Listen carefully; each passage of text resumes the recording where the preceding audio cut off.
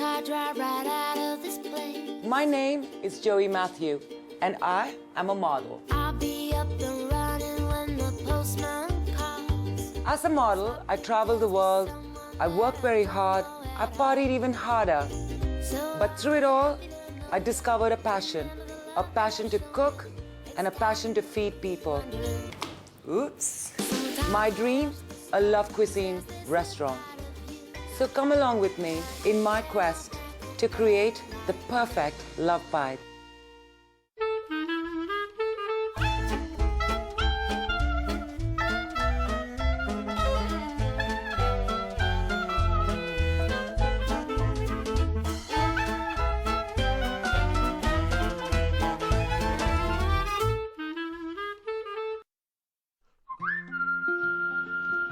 Some foods, by the very nature of its preparation, is not meant to be eaten alone. Of course, you can always order a pizza, but when I make my pizza from scratch with a lot of love and care, I want a whole bunch of my friends to enjoy it. And today is my friend Nadia's birthday, and I'm going to give her the pizza night of her life. So for pizza, you need a pizza dough. This is 500 grams of 00 flour, sieved in with half a teaspoon of salt. We need 300 milliliters of kosa pani. It's important that it's just warm, not too hot. And for 500 grams, you need about 7 grams of dried yeast. When yeast hits the water, there is a chemical reaction. Now, to help the chemical reaction along, we're going to add a tiny bit of sugar. We leave that yeast aside for about 6 to 8 minutes. I'm going to put it in this bigger bowl because it's easier for me to bring the dough together. Pour in about 100 ml of the yeast water, 15 ml olive oil, and then add the rest of the yeast in the middle. Finish with the rest of the olive oil.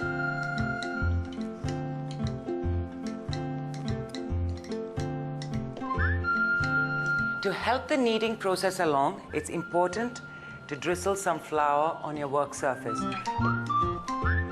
Basically, it's just pull it out and get it back in. It's a good workout for your arms, you know. Don't want flabby arms that's as high before you do. And done. Now, the next step is the most important step, and that is called proving. Proving the dough essentially means letting the dough to rest. When you rest dough, I like to add a lot of oil so that the dough doesn't get very dry while it's resting. This baby needs to sleep. And sleeping it's going to do in the sauna, because I like to leave my dough outside in the sun for about 30 minutes to an hour maybe. And this dough is going to not look like this when it comes. It's going to look like this fat, pudgy Italian called Ferragamo.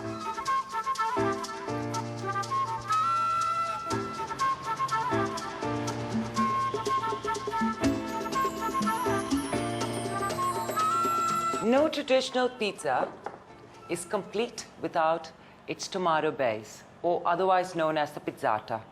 For the pizzata, which I'm going to show you today, I need tomatoes, pulpy tin tomatoes, nothing done to them.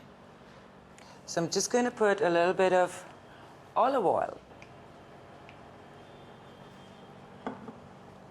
Then the tomatoes.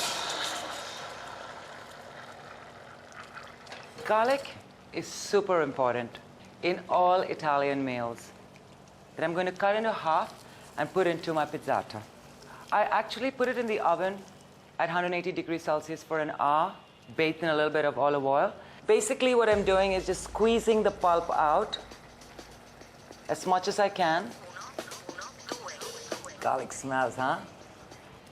A little bit of Worcester sauce. Worcester sauce and tomatoes, they have a secret affair for centuries. We drink Bloody Marys, and if this thing is not that, it'll just be tomato juice, eh? A pinch of sugar. Sugar acts very well with tomatoes. And now for the all-important seasoning. A little bit of salt, a little bit of pepper, and just let it cook down for about 15-20 minutes. We will sieve it, and then we'll reduce that mixture again by half.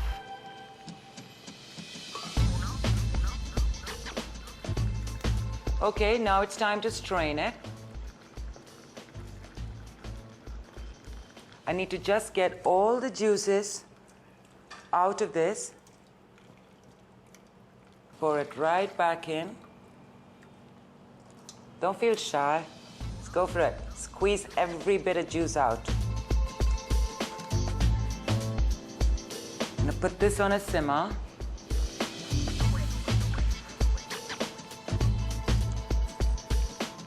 Yum. This will simmer for another 5 to 7 minutes, and then that's done. My oven's on at full thwack. That means in my oven it's 250 degrees Celsius. If yours is higher, go for it. You want the oven to be really, really, really hot. And my pizza dough has been resting for about an hour. It's time to make some pizzas.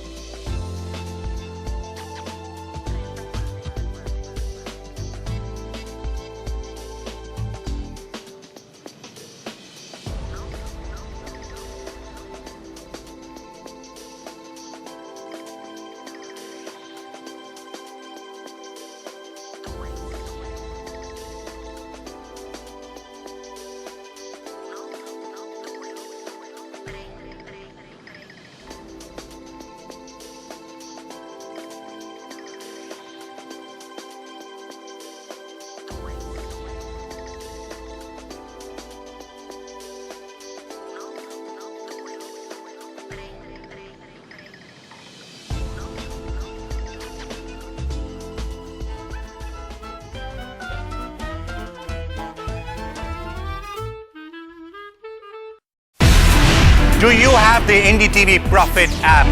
All the markets, all the news and your own homemade, ready-made portfolio available there for you. We will right now answer what you should sell, what you should buy when markets are down. Download at ndtvprofit.com/apps.